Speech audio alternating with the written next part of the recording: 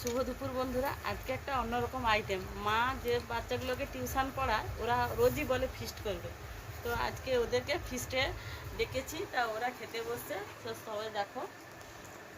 তা ওদের জন্য স্পেশালি হয়েছে মাংস, চাটনি আর আলু ভাজা, সঙ্গে আছে স্যালাড, পেঁয়াজ, শসা আর লেবু,